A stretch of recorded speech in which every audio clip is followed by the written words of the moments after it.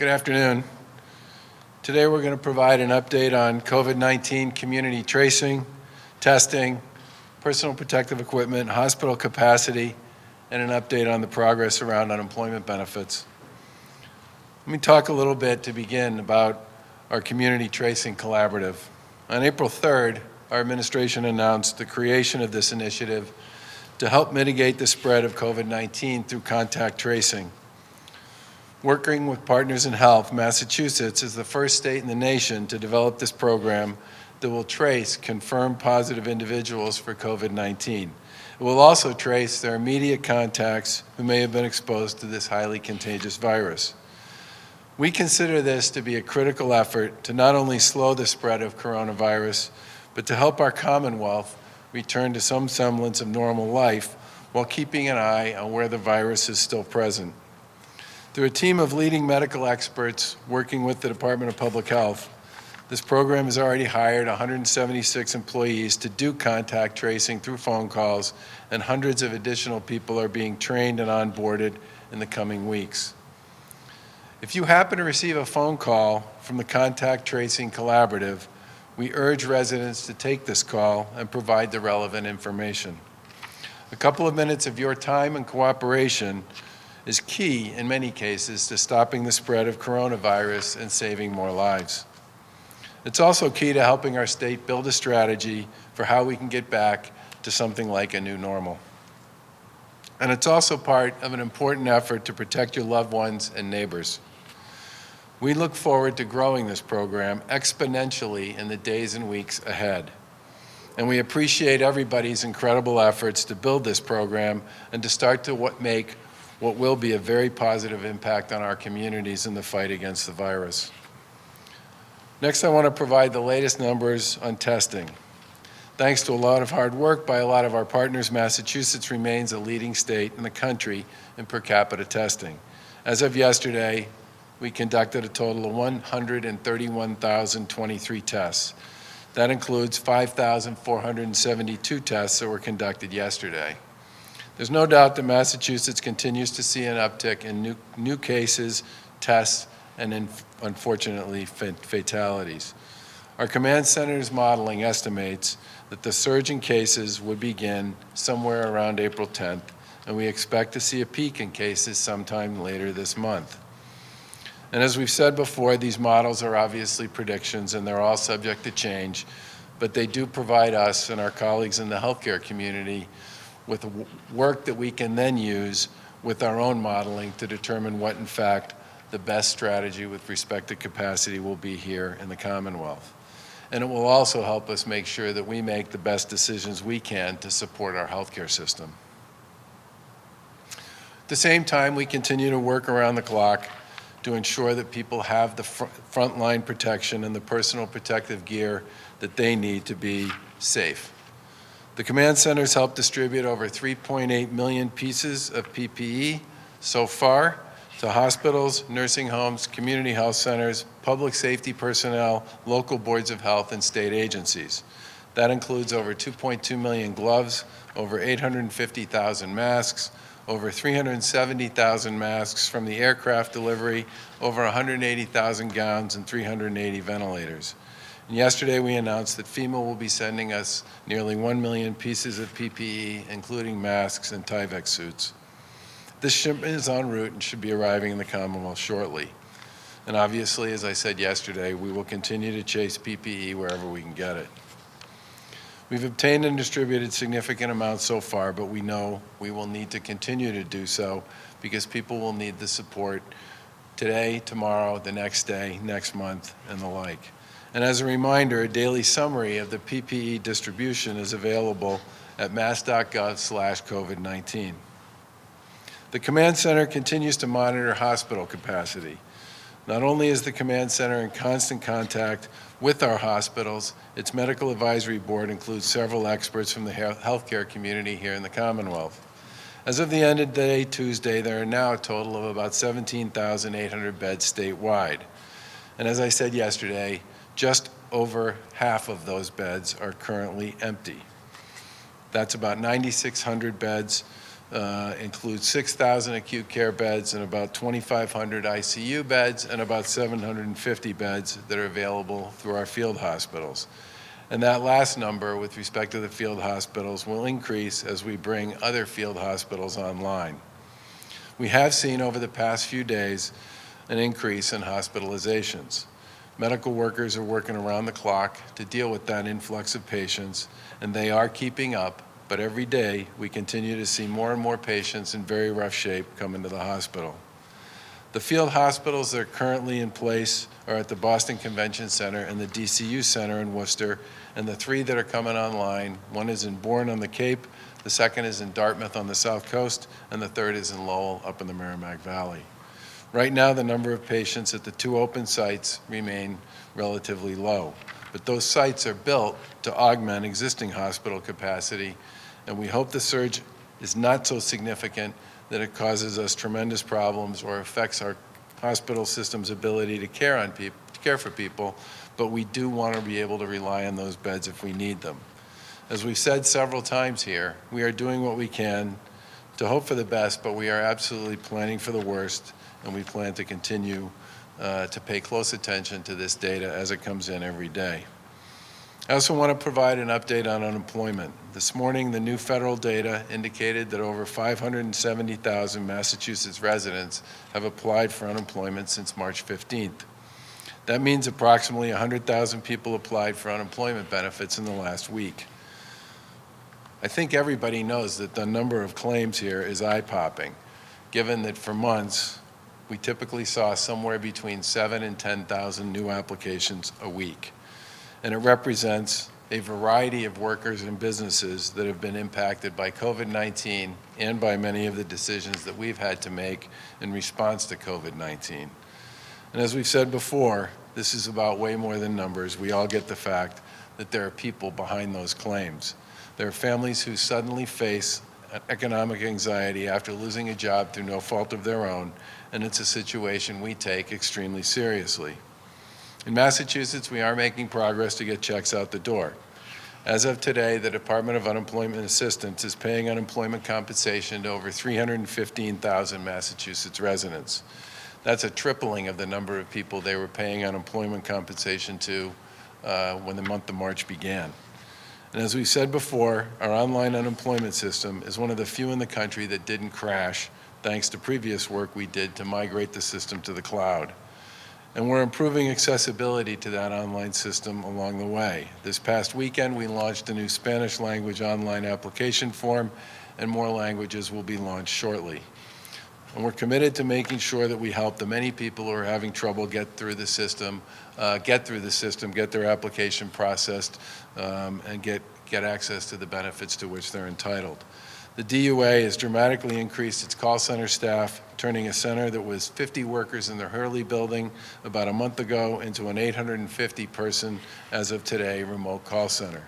As of today, those call center workers have made over 115,000 calls with constituents through that remote call center.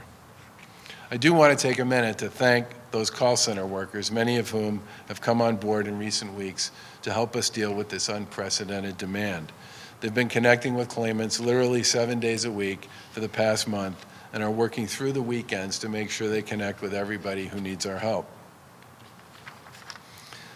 The Department of Unemployment Assistance has also held 25 daily virtual town halls in both English and Spanish to guide people through the application process, which as of today have been attended by over 175,000 constituents online.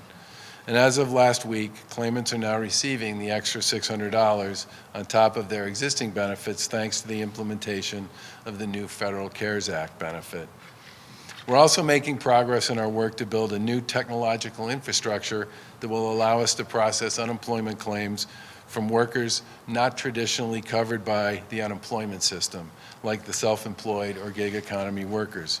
That system is being refined and tested so that we can launch it as soon as possible to get those workers the benefits that they need. We also look forward to sharing more information about that system in the coming days. The progress is not happening as quickly as any of us would like, but things are starting to move in the right direction. And we're going to continue to work this issue hard because we know that for many people, their economic livelihood depends on it. We've talked now for a couple of weeks about the fact that somewhere around the middle of April, we were going to enter the worst part of the pandemic, and that part of the pandemic is here. I know it's difficult for everybody to hear this, particularly given how significantly their lives have been upended over the course of the past 5 weeks. But this virus obviously doesn't work on a schedule. But it can be killed when we all do our jobs to slow the spread. I know it's been a long time, but letting up now would only result in greater harm. All the available data we have shows that people have been staying home and adhering to the guidance that we've implemented to ensure social distancing. We know that's been a significant disruption for everybody, and on some days it probably feels like we've been in this crisis for a lot longer than we actually have been. Please remember to take care of your mental and physical health. If you can take a walk, take a walk. Wear a mask if you go out and take a walk. If you need to go to the store, wear a mask, but go to the store. It's important that people continue to access the pharmacy and the grocery store so that that sort of issue does not become a problem at home. Connect by phone or virtually with your friends and your family. And of course, if you need help, reach out. And remember that this is Massachusetts, and one way or another, we will get through it. We are resilient, and when we stick together, we do meet challenges. I now want to turn this over to Secretary Sudders for some updates from the Command Center.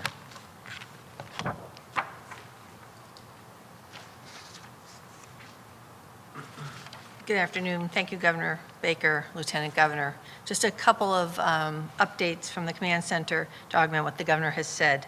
So first on testing, on mobile testing in particular. So we have tested at 279 facilities with 5,883 tests so far. Today, the National Guard is visiting another 11 facilities and will complete 1,349 tests. In terms of the self-test kits that we send out to facilities, we have sent out now to 103 facilities for just under 11,000 tests. It's actually 10,995 tests. And we follow up with the facilities to make sure that they're completing the tests and sending them back so we can get the test results. We've added mobile testing at state-operated large congregate care centers, such as two public health hospitals, one large Department of Mental Health hospital, and 2 Department of Developmental Disability centers, in addition to starting to roll out at 24/7 congregate care facilities that are state-operated or state-contracted. And at this point, we have conducted more than 1,800 tests at 47 facilities. And we will continue to roll that out across our 24/7 congregate care, state-operated or state-financed facilities. In terms of ventilators, as you know, we've received a total of 400 ventilators from the Strategic National Stockpile. We procured an additional 50 from the supply chain, and then we're able to procure or get donated a number nine, including the ones from Boston Children's Hospital, for a total of 459 new. We established a ventilator working group that includes representatives from hospitals across the Commonwealth that utilizes the daily reporting from hospitals to understand needs and demands and to make recommendations fairly on ventilator allocation.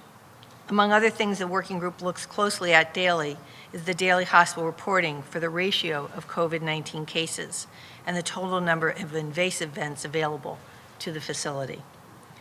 So of that 459, as of this morning, 380 ventilators had been provided to 33 acute care hospitals. And today, an additional 57 ventilators are being allocated to 13 more hospitals. So that is 439 of the 459 ventilators to 46 facilities will have been delivered today. So that, I'll turn it back to the Governor.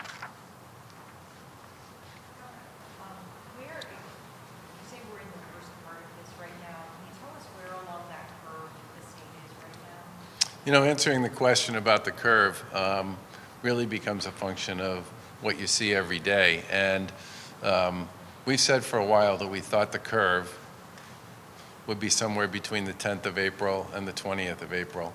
That continues to be generally speaking, where we think we are. And under that scenario, we would be what I would describe as sort of early to somewhere in the middle. But it's the type of thing where we've said many times that it's an unprecedented, novel virus. You can't make huge assumptions and predictions because there isn't a ton of historical data that you can rely on. But our sense all along was that the middle to the end of April was going to be, for our hospital, our healthcare community, and for our Commonwealth, the worst of it. And that's what we continue to believe. Governor Cuomo has extended his pause to May 15th. Are you expecting a similar announcement anytime soon, even though I see you're not making that today? When you say a pause with respect to? Stay-at-home order. Oh, okay. State of New York, Cuomo just extended it. We've been, we continue to look at the data. We continue to talk to the folks in the public health and healthcare community about that.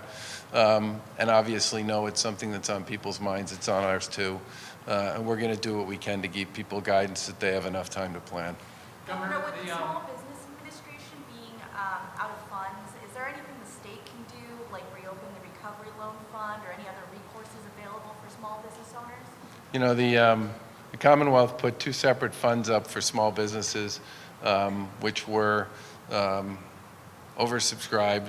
We were thankful that the federal government moved ahead with the Small Business Assistance Protection Plan. I know there's currently a discussion going on in Washington between the House and the Senate and the Republicans and the Democrats over extending that program. I hope they choose to, because I think the total value of what was done in Massachusetts for Massachusetts businesses, I think it was north of $2 billion, wasn't it? I mean, that program has some legitimate financial benefit, and I think many of us, and I know I speak for most of the governors because we talk about this a lot, would like to see that program extended.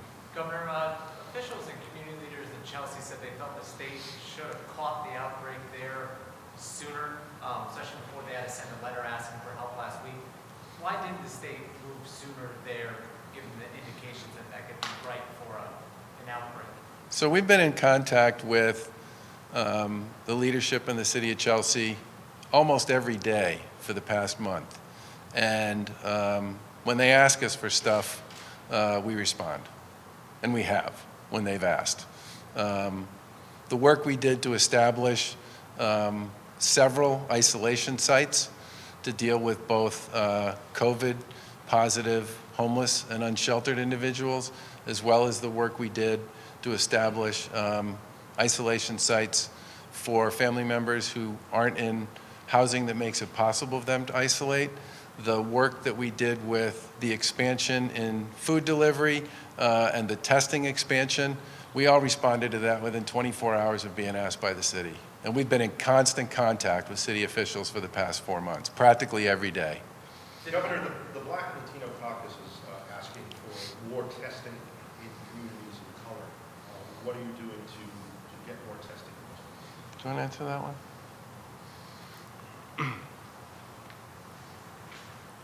So we continue to expand testing as we have swabs and regions and the tubes for all the testing, and we're working hard through our community health centers to try to push out testing as much as possible, because community health centers are obviously part of their communities, know their communities, and are often in communities of color and in neighborhoods of disproportionality. So we are continuing to push out, particularly through Quest, because many of our community health centers use Quest as their other testing. So we're trying to keep pushing, and mobile testing wherever we can get it out.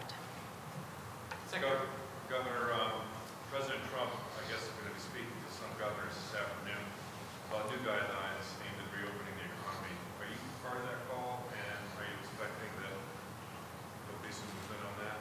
So we've had calls I think we've had calls twice a week with either the president and the vice president and their team, or the vice president and some of the folks who are part of the task force for the last several weeks. And they're pretty regular. I'm going to be on the call, I think, along with practically every other governor. I'm not aware of the I was not aware that that topic in particular was on the agenda. I thought this was about some other stuff. And I thought the announcement with respect to their proposal on the economy was coming later today. Obviously, if that issue comes up, it'll be one that many of us will be interested in hearing their proposal on.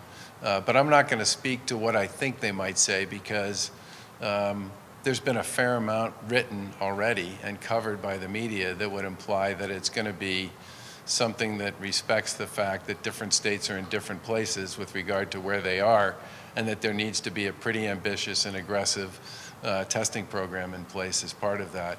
And as I said in my remarks today, one of the reasons we put together this tracing initiative is because we really do believe that to give people comfort and confidence that we're doing all we can to contain the virus, we need to have a very significant contact tracing program in place that can ensure that we identify people who test positive and that we can do all we can to identify the people they've had close contact with and then create isolation strategies and supports for those folks.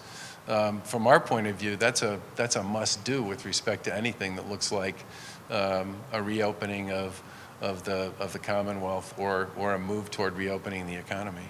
Governor, Tenant Healthcare has been considering. I can't hear you. Tenant Healthcare has been looking for furlough nurses at St. Vincent's. I still can't hear you. I'm sorry. Tenant Healthcare has Yep. been considering furloughing nurses at St. Vincent's and Worcester, and there's a lot of back and forth. I just wonder what you think amidst all of this and looking at the rise, if that's a concern for you. Well, one of the reasons we put, it's almost $1 billion now into the healthcare system since the start of this outbreak was to ensure that we could create financial stability for our partners in the healthcare community. And where we've had particular instances in some sectors, we talked about yesterday the $130 million we were putting into the nursing home industry, we've acted accordingly. And we're in pretty much daily contact with most of these folks through the command center. And if people have issues with respect to with their ability to deliver for their communities, I would hope they would be talking to the command center about that, because that's certainly what that sounds like. I don't mean to circle back to Chelsea. I know you listed a few things that you guys have done already. What more can or will the state plan to funnel there to help, given that obviously we're going through the surge and that remains maybe the biggest hotspot in the state? If Chelsea needs more help, all they got to do is ask. You don't think the state should proactively be funneling resources there? I think it's fair. There's a number of things we offered to the city of Chelsea that they said no to. And we try to be respectful of what locals, the folks who are on the ground, who know their communities best, believe are the most important things for us to do. That's been our policy for the past 5 years in the way we've dealt with communities on practically everything. The community health center stuff obviously is just, that's us working with our colleagues in the community health center space. But generally speaking, if we offer stuff up to a community and they say they don't want it, we are not going to give it to them. What type of things did you guys offer to Chelsea? We offered them a variety of things. So I have a question for Secretary Sudders. Can I ask you about sports? The PTA Tour announced today that they're resuming their season. They plan to play the Northern Trust Open in Norton in late August. Have you given any thought to maybe the Red Sox, Celtics, Bruins playing without fans? And are we any closer to seeing pro sports? Honestly, I'm not really thinking about pro sports at the moment. I'm thinking about the surge, and I'm thinking about hospital capacity, and I'm thinking about field hospitals and COVID-19 specialized facilities, and making sure that our healthcare community is as financially viable as it needs to be, and that we have the beds that we have staffed appropriately, and that they have oxygen. I mean, I'm sure at some point there will be discussions about some of that other stuff, but that's not what we're focused on right now. If I could anticipate making any sort of decision about schools, we're almost 2 weeks out now. Yeah, we'll make a decision about schools sometime soon too. Governor, The, you got two little nerdy type questions. One is, I'm sure that's coming as a huge surprise to everyone in the room. Yeah. we had a doctor at every age in the ICU unit who's written a thing for us that says quite a few of the COVID-19 tests, he doesn't trust them entirely, like maybe 15 to 20% are inaccurate. Because they're false positives or false negatives? Well, the example we gave was that a patient they thought had COVID from all the symptoms, tested twice, came back negative, and then finally when they intubated him, they got a really good sample, I guess, and he was positive then. So 3 tests on one individual. Just sort of curious, is this something you're seeing in any of the data, that there's a problem with the, it's not accurate all the time? I mean, we have talked some with the folks on these calls about that. Do you want to speak to this? I mean, the answer I get as a layperson listening to the healthcare people talk about it is their general sense is that there's no test that's 100% reliable 100% of the time, especially when you're dealing with a virus like this one that can be tricky. But people, generally speaking, are pretty comfortable that the testing regimen virtually almost all of the time will give you an accurate read. I haven't heard a lot of talk about, among the healthcare people that we talk to, about huge issues or even big issues or significant issues with respect to false positives or false negatives. I mean, yeah. So the other dirty question was on the nursing home test. The National Guard is doing a lot, but I think some of the homes have done their own testing. Yeah. So when you look at the number of tests and the number of, say, deaths or positive cases, what's the denominator? How many tests do you think nursing homes have done? Well, it would be the 4,700, what was the number you gave, Marylou, for the number we've done on the mobile side? It would not, the numbers I gave would not include nursing homes that have done their own testing. What we would have reported is the number that tested positive. But in terms of our numbers of what we've done, it's 200, I can actually do this without my glasses on, 279 facilities, which was 5,883 tests. And then another 11 today for 1,349. You'll have to do the math, Bruce, because I can't at the moment. And then we sent out 103 to another 103 facilities for 10,995 tests. But in terms of facilities that have done their own tests, what would be reported to us would only be the positive, the positive cases. So Massachusetts is one of 2 states that actually has done mobile testing and really focused mobile testing in nursing homes.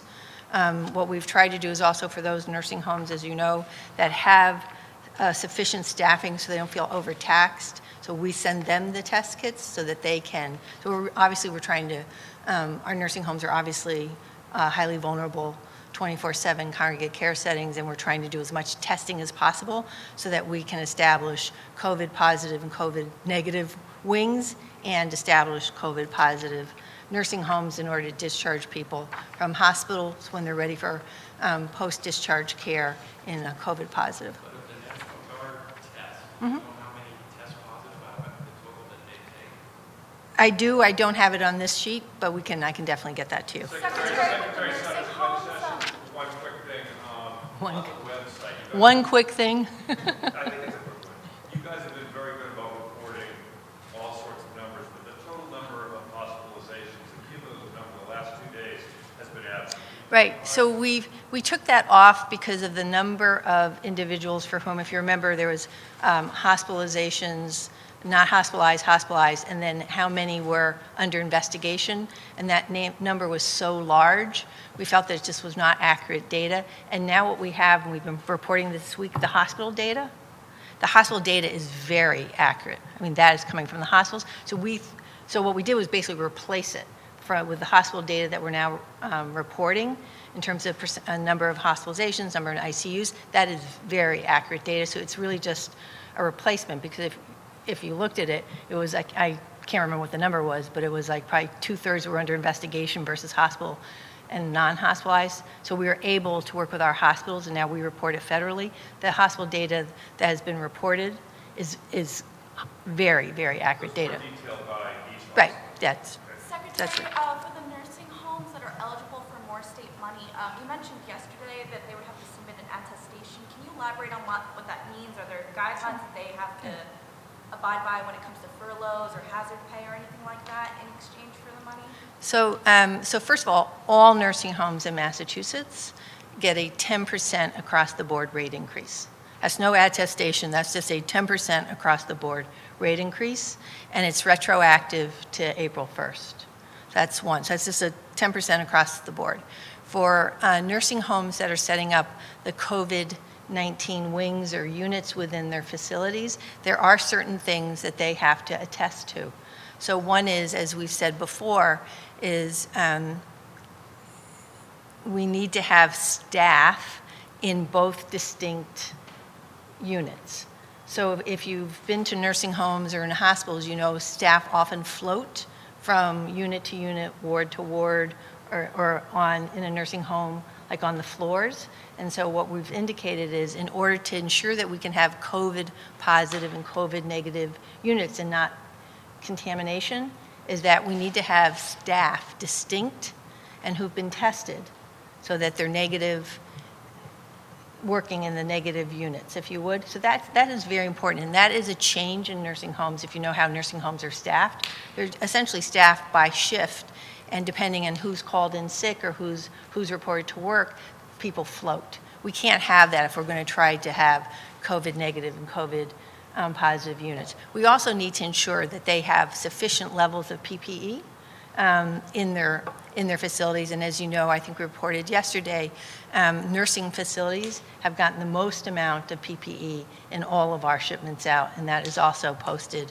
on one of our websites. And it's you can see it by nursing home, by hospital, and other categories. We also want to ensure that their infection control protocols are really tight, are really perfect. In order, again, we're trying to do everything positive in these nursing homes who set up COVID positive, COVID negatives, that they have the staffing, they have the internal controls and the like, so that we can protect our nursing home residents. And that is the attestation. And then, as you know, we have brought in 2 groups and that they have sufficient staffing. So we have brought in Paul Valentine's group, who is a crisis management technical assistance, that if we needed to, we would send him in to help these facilities ensure that they've created the protocols that are important to do it. If they do that, they get the 15% over and above the 10% because it's more staffing and it's more internal controls for them to have that. So does that help? I'm sorry. I was just wondering if that means whether for those nurses, whether there is any way for the state to, or if there are legal reasons why maybe the state can't work with either hospitals or other healthcare facilities to figure out whether furloughs can be prevented or other pay is available. So one of the things we are trying to, so there's 982 healthcare workers who actually have been furloughed in Massachusetts, and that data is as of last Friday. And by being furloughed, it means that the healthcare facility is paying people's benefits and the like, and there's certain protocols around immediately being able to access somebody back. So if you're furloughed, you're still an employee of that hospital. And so the hospital at any time can call you back from being furloughed, and they're paying your benefits. What we're trying to figure out in the various laws and the regulations and the like is there a way that we could match a furloughed person from hospital A to perhaps work at healthcare entity B in a way that does not affect their benefits in that hospital? It is actually, some ideas always sound easier than they are to actually implement. As you know, we've created a long-term care portal to match individuals who want to possibly work in a long-term care facility, and announced that we would pay $1,000, the Commonwealth would pay them $1,000 hiring bonus if they actually went to work at that long-term care facility and they stayed there for a certain period of time. So we are doing our best to try to find ways of matching individuals to where we know we have the highest need, as well as trying to figure out, is there a way that we could match furloughed individuals to where we have need in a way that does not affect their employment status at their sort of home healthcare entity, if you would. Last question. Governor, the evictions and foreclosure bill could end up on your desk later today. You can sign that, review it. I think I know the answer. answer, but what is your take on the compromise bill that they passed? Well, as I've said for a couple of weeks now, the Lieutenant Governor and I have been anxious for the legislature to find a path to yes on this, and we hope that they do. But we, generally speaking, don't comment on legislation that's in process because it has a tendency to change. You had said before that, because courts are closed, because of the 90-day protection, it Yep. wasn't the most urgent thing to get something like that in place. It's been a pretty high priority for the House and the Senate, and a pretty high priority for us. I mean, we would all like to see that get done. You said that FEMA shipment was en route. Do you expect, is it scheduled to arrive today? I don't think it's going to arrive today. I think we're probably going to get it. We might get it over the weekend. Are you where we thought we'd be at this point? We talked about the number of beds we have available. Yeah. I think the case count was like 1,700 something yesterday. I know we said upwards of 2,500. I mean, how do we stand now in your opinion as to where you're at? Well, keep in mind that, when we all started this exercise a little over a month ago, I'm guessing the average occupancy rate of hospitals in Massachusetts was somewhere between 75 and 85%.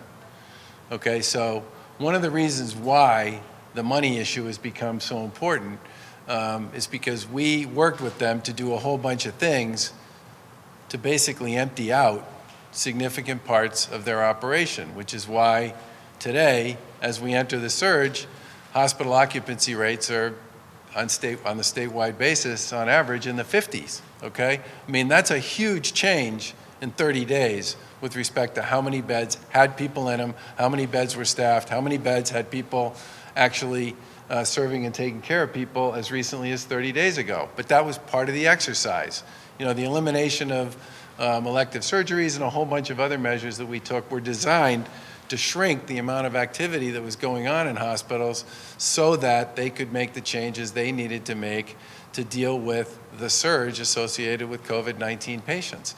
And I think much of the reason why we put significant resources into the healthcare community and why we've been so aggressive about working with them to understand exactly what was going on every day and get to the point where we got daily reporting on ICUs and hospital beds generally, is to make sure that we and they all understand where we have beds, where we don't, where we need them, why we need to build up capacity in certain places, all based on this idea that we're going to plan for the worst, okay?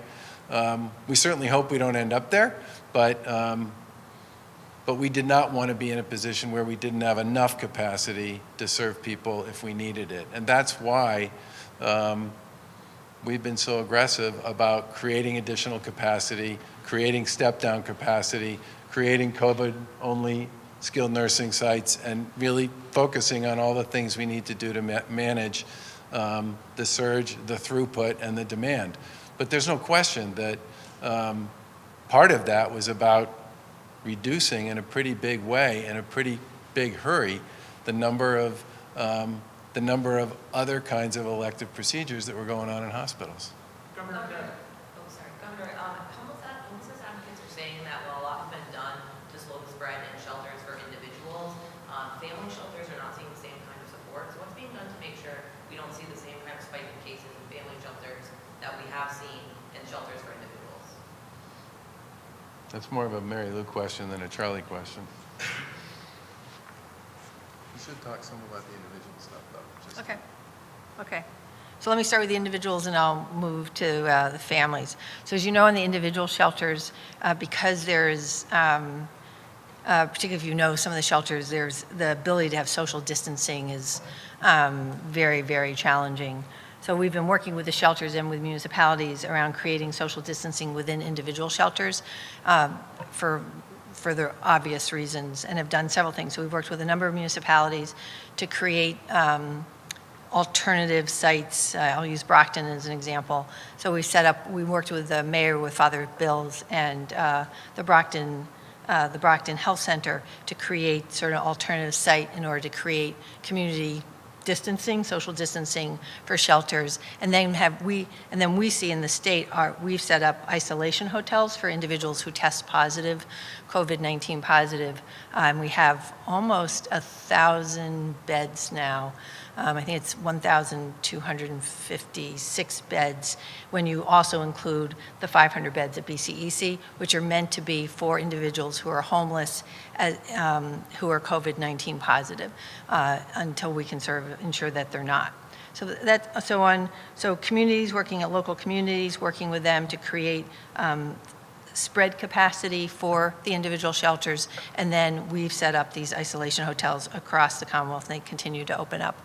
On the family shelters, we've been working through Housing and Economic Development to give guidance to the family shelters around how to infection control, how to mitigate spread, testing available, and the like.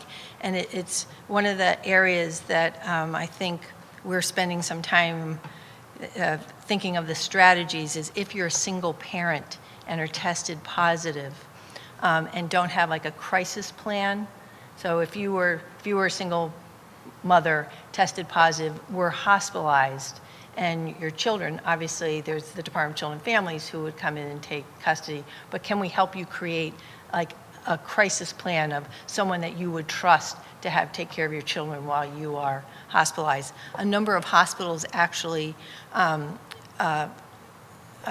it's referred to as social admission for children, which is obviously not ideal if a single parent is hospitalized. So there's a couple of different strategies that we are like looking at intently in order to provide supports for individuals, families who are in shelters. A number of our family shelters are small contained units, but they have then sort of congregate bathrooms. That's where we've been really focusing on the increase on disinfectants and cleaning and the like is sort of what we've been doing coming out of the boxes. Thanks, everybody. Madam Secretary, I just have a question about Belmont Manor, the facility in Belmont. They reported they now have 27 deaths, which is double than just a few days ago. Are you guys aware of the situation or how it kind of got to that point? It seemed like it escalated very quickly there. So one of the things we know about nursing homes is it can spread very quickly. Belmont Manor, can't remember what day, so National Guard has conducted testing at Belmont Manor, and we are actually sending in our technical assistance SWAT team to help them figure out what they need to be doing at Belmont Manor.